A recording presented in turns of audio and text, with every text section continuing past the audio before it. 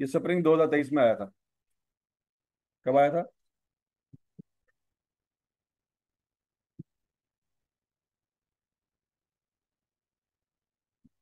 अच्छा, अब जरा इस सवाल देखते हैं।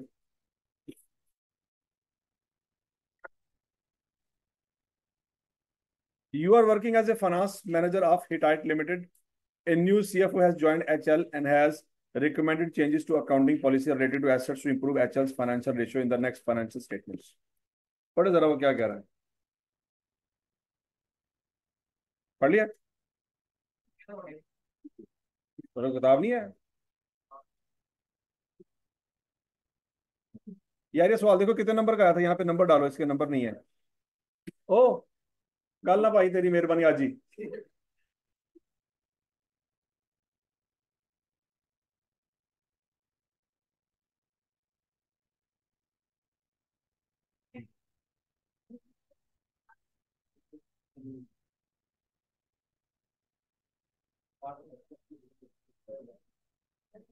स्प्रिंग 2023 में सवाल आया था ये। पढ़ लिया? नहीं, क्या कह रहा है?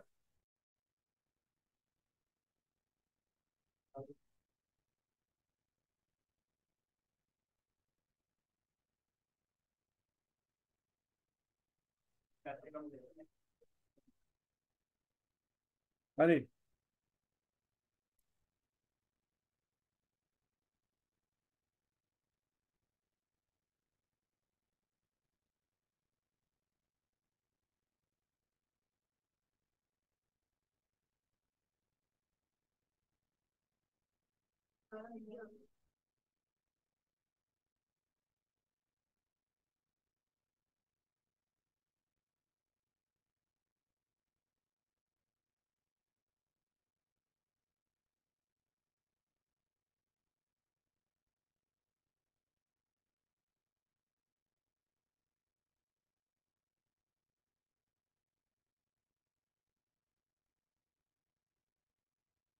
हाँ भाई।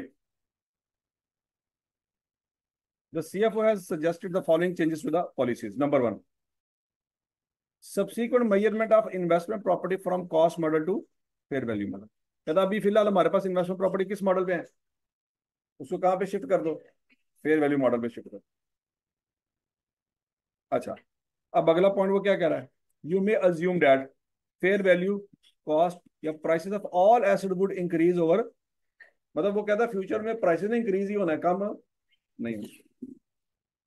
अच्छा, सवाल क्या जी? State the effect increase decrease no effect. वो इसी तरह का सवाल है। वो सवाल 21 में आया था, ये 23 में आया था। Of each of the above changes to the ratio in the next financial statement note use the following format. उसने नीचे बता के दिया हुआ है।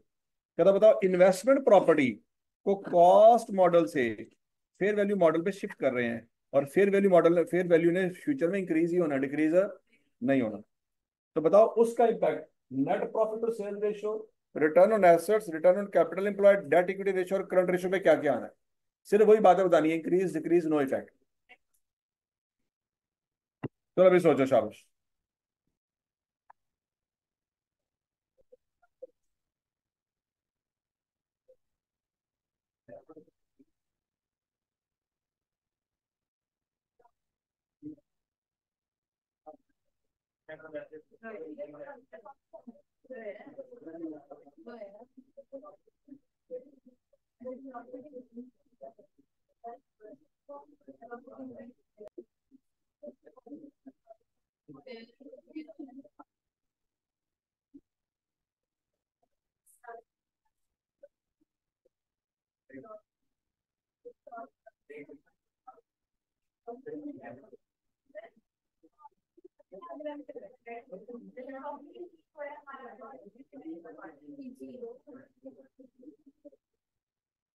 हाँ भाई, क्या समझ आई है?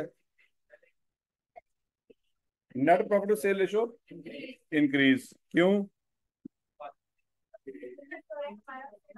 रिटर्न ऑन एसेट्स क्यों? No effect increase.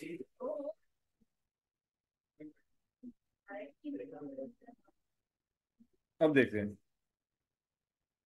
चलो पहले चंगी तरह जलील हो जाओ। Return on capital employed no effect, increase. Debt equity ratio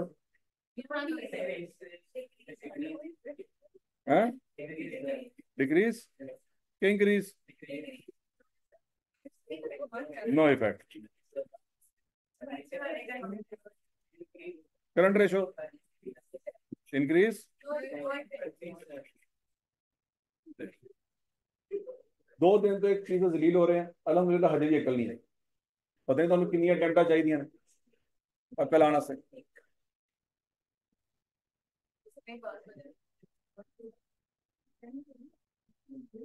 अब जरा 1 मिनट के लिए अज्यूम करो, फर्ज करो बच्चों कोई भी पॉलिसी अप्लाई करने से पहले हमारा डाटा कुछ इस तरह का था। सेल हमारी कितनी थी? 1000। Cost of sale 600। Gross profit कितना था? 400।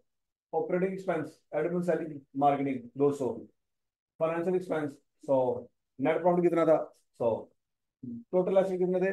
1000। और उसमें इक्विटी 600, नॉन करंट लायबिलिटी 300 और करंट लायबिलिटी 100। इन सबको टोटल करें तो ये भी 1000 बन जाता है। क्या यहाँ तक की बात सबको समझ आ गई? ये बैलेंस शीट भी टैली है। ठीक हो गया, ये ऑलरेडी डाटा था। अब हम चेंज करने लगे पॉलिसी। इन्वेस्टमेंट प्रॉपर्टी को हमने कॉस्ट मॉडल से कहाँ पे शिफ्ट कर दिया? फेयर वैल्यू मॉडल पे शिफ्ट कर दिया। तो सेल पे तो कोई फर्क नहीं पड़ेगा, कॉस्ट ऑफ सेल भी कोई फर्क नहीं पड़ेगा, ग्रॉस प्रॉफिट में भी कोई फर्क नहीं पड़ेगा, लेकिन फेयर वैल्यू गेन आ जाएगा वहां पे 20 रुपए का। समझ आएगी बात? अच्छा, एडमन सेलिंग मार्केटिंग एक्सपेंस में कोई चेंज नहीं आना, फाइनेंशियल एक्सपेंस में कोई चेंज नहीं आना, लेकिन आपका नेट प्रॉफिट बढ़ जाएगा। कितना हो जाएगा? 120। लेकिन दूसरी तरफ जब आप फेयर वैल्यू गेन रिकॉर्ड कर रहे होंगे आपके नॉन करंट एसेट में इजाफा भी हो रहेगा, हो रहेगा। और वो प्रॉफिट बच्चों घूम घुमा के आपकी इक्विटी में आ रहेगा। सोचो सोचो सोचो सोचो सोचो, पहले आपकी इक्विटी कितनी थी? 600। जब आपका प्रॉफिट 100 से 120 हुआ तो बच्चों आपकी इक्विटी 620 हो रहेगी। समझ आई? कितनी समझ आई? इस 600 में ये प्रॉफिट ऑलरेडी जमा है, तो अब 600 में 120 जमा नहीं करना, 100 तो जमा है। क्या जमा करना है? 20 जमा कर। तो समझ आएगी बात है? अच्छा, लॉन्ग टर्म लोन में कोई चेंज नहीं है, करंट लायबिलिटी में भी कोई चेंज नहीं है, तो 1020 टोटल वैल्यू एसेट की और 1020 total value equity plus liability. यहां तक की बात सबको समझ आ गई? बोलो तो सही। तो बच्चों अब मुझे बताओ, अब आपके सामने डाटा चेंज हो गया, अब बताओ जरा, net profit to sales ratio बढ़ जाएगी। सेल में कोई चेंज नहीं आ रहा लेकिन नेट प्रॉफिट बढ़ गया, ऐसे ही है। अगला पॉइंट, रिटर्न ऑन एसेट्स। सोच समझ के जवाब देना बच्चों। रिटर्न ऑन एसेट्स पहले कितना था? 20%। लेकिन अब प्रॉफिट में 20 रुपए का इजाफा रहेगा और एसेट में भी 20 रुपए का इजाफा रहेगा। सोचो सोचो सोचो सोचो सोचो, नहीं समझ रही बात? तो बच्चों आपकी रिटर्न ऑन एसेट्स में इजाफा हो जाएगा, चेक कर लो। चाहे ऊपर और नीचे होने वाला इजाफा सेम है, ऊपर और नीचे होने वाला इजाफा सेम है, तब भी आपकी रेशियो 20 से बढ़ के 21 से 56 हो जाएगी। और समझ आइए बात है? नहीं समझ आई? तो यहाँ पे आपने क्या फरमाया था?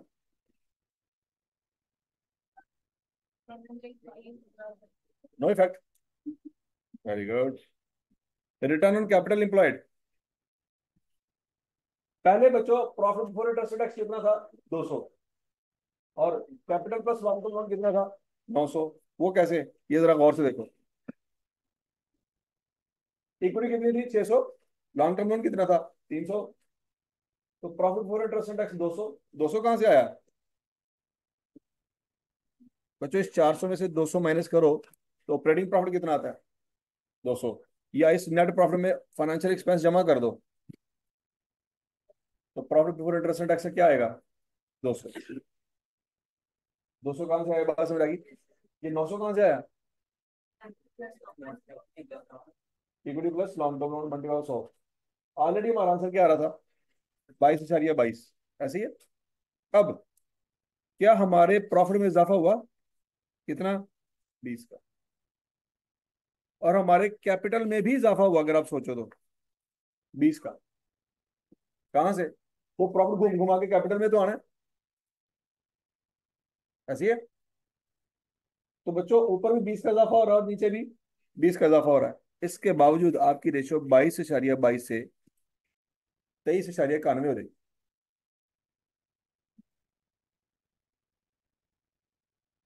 हाँ,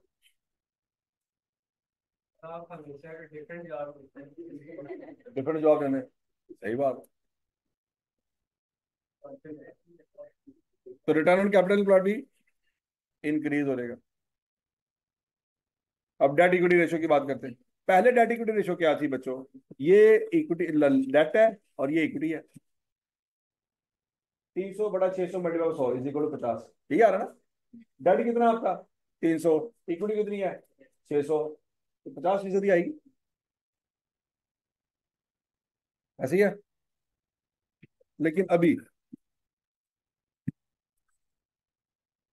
आपके डेट में तो कोई चेंज नहीं आ रहा, लेकिन आपकी इक्विटी में 20 रुपए का इजाफा हो जाना,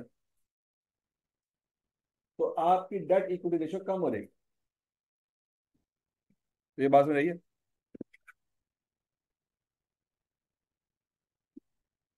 अभी तक दो ठीक हुई, तो डेट इक्विटी रेशियो में कमी आ जाएगी क्योंकि इक्विटी में इजाफा हो रहेगा। डेट में कोई चेंज नहीं आ रहा, लेकिन वो प्रॉफिट घूम घुमा के कहाँ आ रहेगा, इक्विटी में, इक्विटी बढ़ जाएगी। करंट रेशो, पहले करंट असेट 200 थे, लाइबिलिटी 100 थी, 2:1। अभी भी 200 100 ही है, तो इसमें क्या आना जी, नो इफेक्ट। और समझ आ गया है। चलो जी, अगला पॉइंट सुनो भाई। वो कहता है subsequent measurement of property plant equipment from cost model to revaluation model में शिफ्ट करते हैं। कहां से कहां शिफ्ट करते हैं, कॉस्ट मॉडल से रीवैल्यूएशन मॉडल पे शिफ्ट करते हैं। अच्छा जी, तो और वो कह रहा है कि फेयर वैल्यू हम हमेशा बढ़नी है, कम नहीं होनी। अगला point, the maximum possible amount from revalue surplus to retain earning would be transferred on annual basis. हर साल रिटेन अर्निंग में ट्रांसफर होता रहेगा। इसका मतलब ये है कि रीवैल्यूएशन की वजह से अगर डेप्रिसिएशन ज्यादा आएगी तो कोई मसला नहीं है, रिटेन अर्निंग में पैसे चले जाएंगे, आपके डेप्रिसिएशन का इम्पैक्ट कैंसिल हो जाएगा। यही मतलब है ना इसका। अब वो कहता है बताओ कि जब प्रॉपर्टी प्लांट इक्विपमेंट को कॉस्ट मॉडल से फेयर वैल्यू मॉडल पे या रिवैल्यूएशन मॉडल पे शिफ्ट करोगे, तो बताओ इन तमाम रेशो पे क्या क्या इंपैक्ट आएगा। चलो भाई,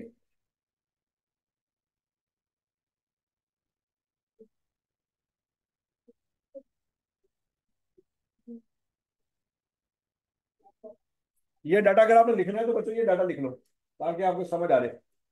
ये अपनी तरफ से डाटा बना लो, अपना बनाओ चलो। ना ना,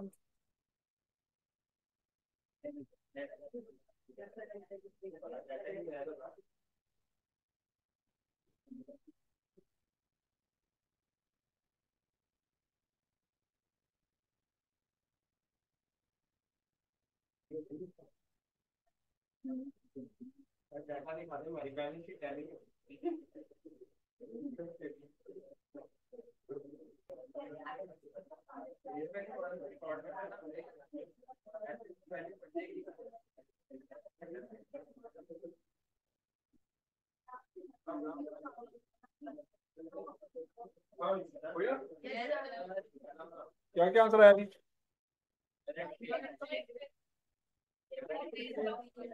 पहले में नो इफेक्ट, डिक्रीज है, ओके। दूसरा डिक्रीज, तीसरा,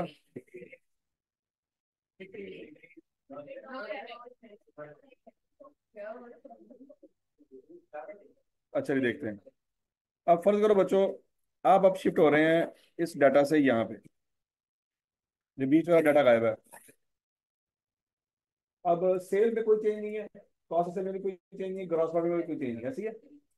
लेकिन बच्चों आपके ये वाले एक्सपेंसेस बढ़ जाएंगे, क्यों भला, डेप्रिसिएशन बढ़ जाएगी।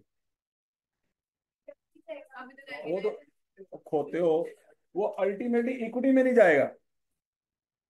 ਉਹ ਸਰ ਦੌਰ ਫਿਟੇ ਮੁੱਤ ਤੁਹਾਡੇ ਤੇ रीवैल्यूएशन का सारा ਤੁਸੀਂ बेड़ा गर्क करता फर्द भाई डेप्रिसिएशन कहाँ चार्ज होती है? प्रॉफिट एंड लॉस में। और रीवैल्यू सरप्लस से डाटा रिटेन अर्निंग में कहाँ पे ट्रांसफर होता है? प्रॉफिट एंड लॉस में। वो कहाँ होता है? स्टेटमेंट ऑफ चेंज इक्विटी में होता है। तो यहाँ पे तो प्रॉफिट इफेक्ट होगा ना, इक्विटी में जाके सब कुछ जीरो हो जाएगा। क्यों? इक्विटी में सरप्लस से पैसे निकल के रिटेन अर्निंग में ट्रांसफर हो जाएंगे। अच्छा जी, फाइनेंशियल एक्सपेंस क्या है? जीरो। और नेट प्रॉफिट बच्चों, नेट प्रॉफिट क्या रहेगा? कम हो जाएगा। और नेट प्रॉफिट क्या रहेगा? कम हो जाएगा। अब जरा सुनो, फर्ज करो आपका सरप्लस आया था 90 का। सरप्लस कितना आया था? तो बच्चों इसका सीधा सीधा या 100 का फर्ज करो, अज्यूम कर लेते हैं। तो बच्चों आप के एसेट में इजाफा होगा कि कमी होगी? इजाफा हो जाएगा। जब वो कॉस्ट मॉडल से फेयर वैल्यू मॉडल में जाएगा और फेयर वैल्यू बढ़ रही है तो आपके एसेट में क्या हो जाएगा? इजाफा हो जाएगा। अच्छा, एक तरफ आपके एसेट में इजाफा हुआ। अब जरा ध्यान से सुनना, आपकी इक्विटी में दो इंपैक्ट आने हैं। कौन सा? एक तो आपकी डेप्रिसिएशन कम आएगी, डेप्रिसिएशन की वजह से आपकी इक्विटी कम होगी, सोचो सोचो सोचो। लेकिन सरप्लस के ट्रांसफर होने की वजह से इक्विटी बढ़ भी जाएगी। नहीं समझ रही? और सरप्लस अलग से भी आ रहा होगा, तो सारा सरप्लस पहले साथ थोड़ी ट्रांसफर हो जाना है। नहीं बात में लगी? अब बोलो तो सही। ये एंट्री जरा देखो, आपके सरप्लस कितना था? 100 का। एसेट 100 से डेबिट और सरप्लस 100 से क्रेडिट। फिर साल गुजरेगा, साल के एंड में जाके सरप्लस से 10 रुपए ट्रांसफर होने कहाँ पे? रिटेन अर्निंग में। अज्यूमिंग 10 साल लाइफ थी। लाइफ क्या थी? 10 साल। तो डेप्रिसिएशन भी तो चार्ज होगी ना। डेप्रिसिएशन एक्सपेंस अज्यूम करो, पहले डेप्रिसिएशन आ रही थी फर्ज करो 50 की, तो अब आ रही होगी 60 की। ऐसी है ना? तो डेप्रिसिएशन में भी तो इजाफा होगा ना। और समझ आएगी नहीं? आपकी 10 रुपए से डेप्रिसिएशन बढ़ जाएगी, लेकिन आपके 10 रुपए से एसेट भी कम हो जाएंगे। एक्यूमुलेट डेप्रिसिएशन बढ़ेगी तो एसेट क्या हो जाएंगे? कम हो जाएंगे। तो आपके एसेट की फाइनल वैल्यू 1000 से 1100 नहीं होनी, 1000 से 1090 होनी है। क्यों?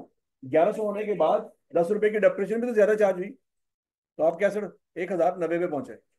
यहाँ तक की बात लगी। इक्विटी आपकी पहले कितनी थी बच्चों? इक्विटी आपकी पहले 600 थी, उसमें 10 रुपए की कमी आई। क्यों आई? डेप्रिसिएशन एक्स्ट्रा चार्ज हुई प्रॉफिट एंड लॉस में। और 10 रुपए का इजाफा हुआ, वो कहाँ से? सरप्लस से रिटेन में ट्रांसफर हुआ। और सरप्लस भी तो इक्विटी का हिस्सा है। सरप्लस भी क्या है? इक्विटी का हिस्सा है। रिटेन अर्निंग के नीचे है लेकिन है तो इक्विटी। तो आपकी ओवरऑल इक्विटी कितनी बन जाएगी? 690। समझ आई बात है? अब अगला पॉइंट, रिटर्न ऑन एसेट्स। आपके पहले 20 थे, अब कितने हैं? 17.4। चेक कर लो चेक कर लो चेक कर लो। तो रिटर्न ऑन एसेट्स कम हो जाएंगे। Net profit to sales ratio, क्या नेट प्रॉफिट कम हो जाएगा? बोलो तो सही। नेट प्रॉफिट कम हो जाएगा, बोला क्यों? डिप्रिसिएशन की वजह से। तो नेट प्रॉफिट कम, ये रेशो भी कम, रिटर्न ऑन एसेट भी कम। Return on capital employed, return on capital employed बच्चों पहले थे 22.22। क्यों बोला? प्रॉफिट आपका कितना था? 200। अब प्रॉफिट आपका 200 नहीं रहा, 190 हो गया। अगली बात, capital plus long term liability कितनी थी? 900। अब आपका कैपिटल भी चेंज हो गया है। पहले 600 था इसके अंदर, अब वहां पे क्या है? 690। लॉन्ग टर्म लायबिलिटी में कोई चेंज नहीं आया। तो बच्चों आपकी ये रेशियो 22.22 से कम हो गई, कहां पे चली गई? 19.19 पे चली गई।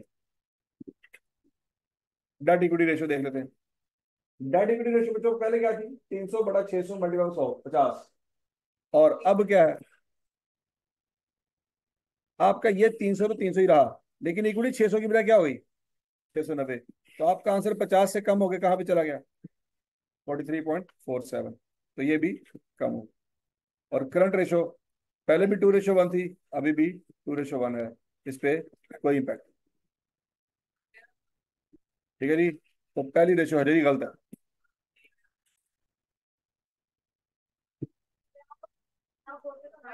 यार मैं पॉइंट जो मर्जी बोले, असूल तो चेंज नहीं ना होगा। असूल क्या पड़ा रीवैल्यूएशन में, मतलब सारी रीवैल्यूएशन मेरी एक बात पे आपने गलत साबित कर दी। तो 15 दिन रीवैल्यूएशन जो पढ़ रहे हो गलत है। और सर कह रहे हैं कि सरप्लस से सीधा 10 रुपए निकलेगा और प्रॉफिट में बढ़ जाएगा। बहुत फिटे मुझ थोड़े थे। मैंने तो ये कहा था कि सरप्लस से वो इक्विटी में चला जाएगा, और ऐसे ही होता है। सरप्लस से प्रॉफिट में थोड़ी जाएगा, होते ना हो तो। Point number 3, cost formula for inventory from weighted average to FIFO. वो कहते हैं वेटेड एवरेज से कहां पे शिफ्ट होना है,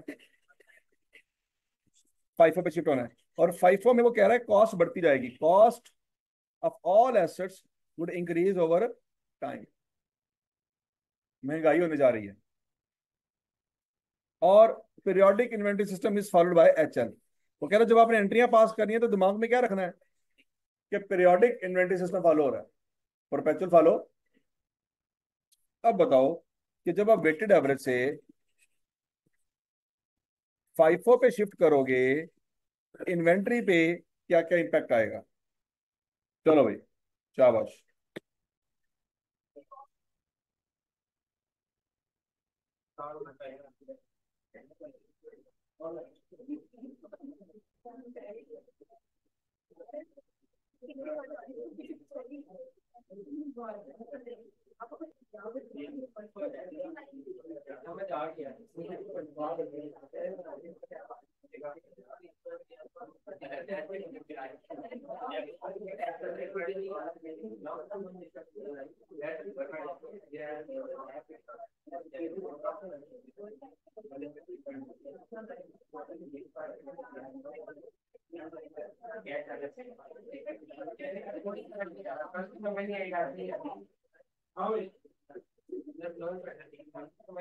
सबका नो इफेक्ट है।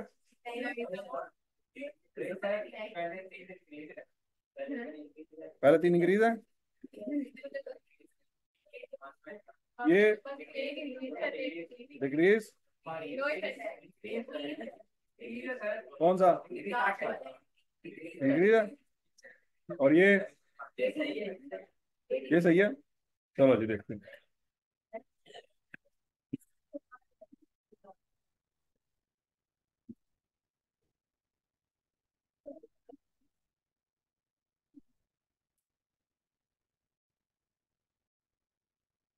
अच्छा जी, अब इन दोनों को भूल जाओ, साइड पे करो, इस पे फोकस कर लो।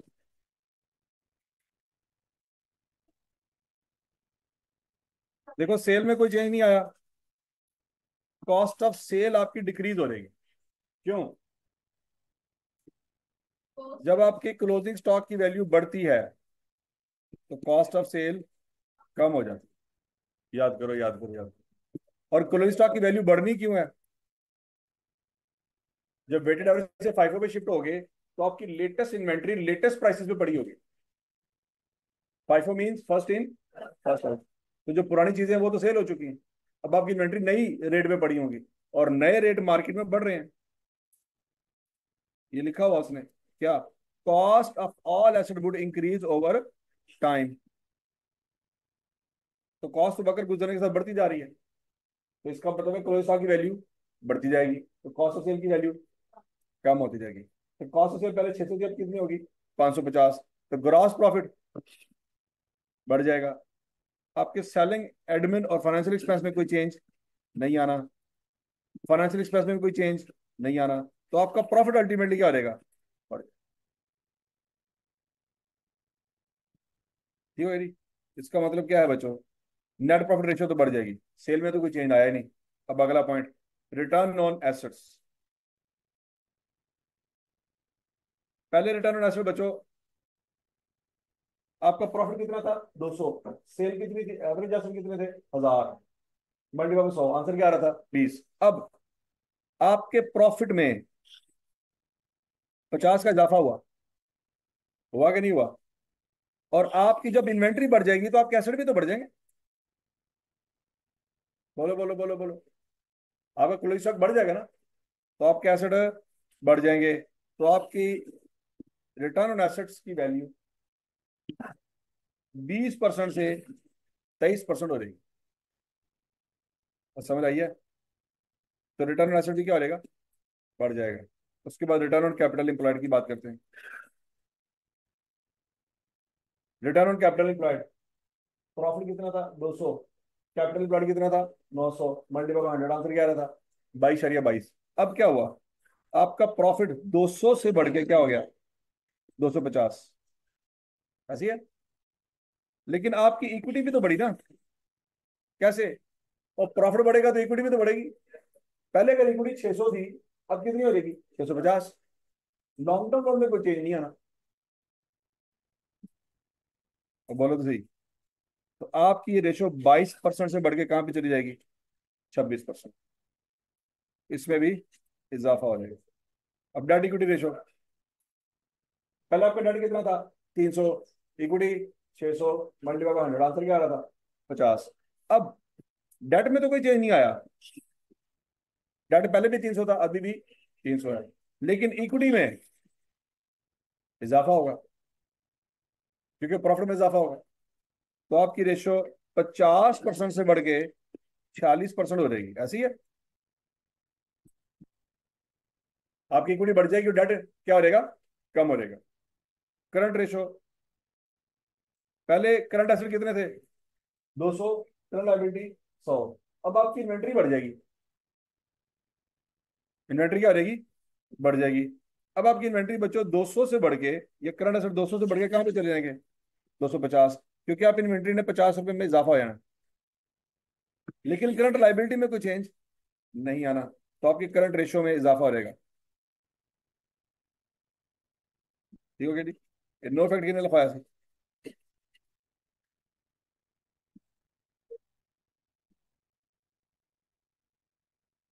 और समझ आइए बात। आई कब द लेवल वेल हो तो अपना लेवल वेल।